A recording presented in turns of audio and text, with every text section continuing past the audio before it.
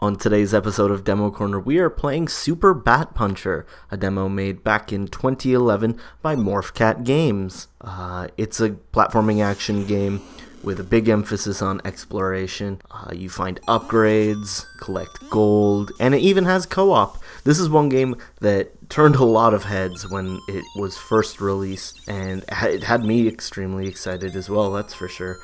But unfortunately, the project has since been moved on from, and Morphcat is working on something else, a secret project that is also looking quite amazing. But today we are talking about Super Bat Puncher. In Super Bat Puncher, you take control of Captain Roast of the Bat Excommunication Eradication Force, also known as Beef. You crash land on Planet Bat and run into a small bird known as Sirloin. Player 1 can take control of Captain Roast as you run around jumping and punching things, whereas Player 2 can take control as Sirloin, who can fly around the screen and distract enemies.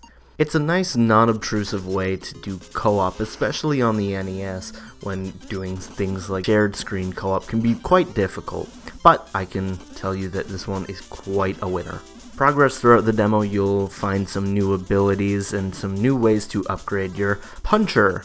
One of them will allow you to gain momentum by punching against walls, allowing you to access new areas, whereas another one, when you do that ability, will turn you into a giant wrecking ball and allow you to blast through enemies as well as other blocks.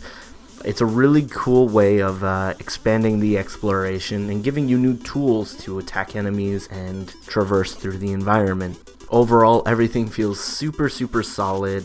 The platforming might feel a little slippery to some familiar with other games, but it's not bad by any means necessary. It's actually quite fun, and the punching is super satisfactory, as when you punch a bat, it'll give you a feeling of real force and power that not many games manage to do. Going through the game, you'll collect some coins that have no meaning that I've found so far, but it's always fun to collect the little things and find treasure chests full of, again, more coins. The graphics are super solid with some nice details in the walls and some backgrounds and enemies, and the music is absolutely phenomenal. It's written by Dave Harris, and it's a real solid addition to the game as a whole. The game isn't easy by any means. I've died many times playing through.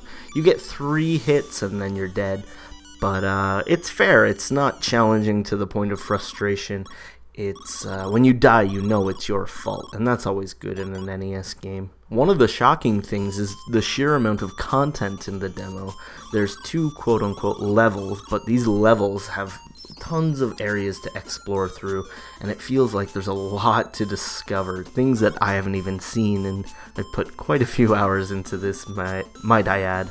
Like I said before though, unfortunately the game has been put on hold. The nice thing though is Morphcat is working on another new game for the NES. It currently hasn't been unveiled to the world, but it's playable. It's at some indie showcases, and it's being teased quite heavily. It's apparently a 4-player platforming puzzle game or something. I'm not quite sure, but judging by the quality of Super Bat Puncher, I'm sure whatever these guys work on next will be absolutely amazing, and I cannot wait to see it.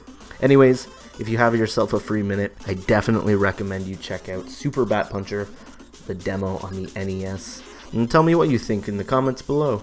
If you're interested in some more demos, take a look at a few of the other episodes we've done. I try to get these out at least once a week, but we'll see. Anyways, thanks for watching.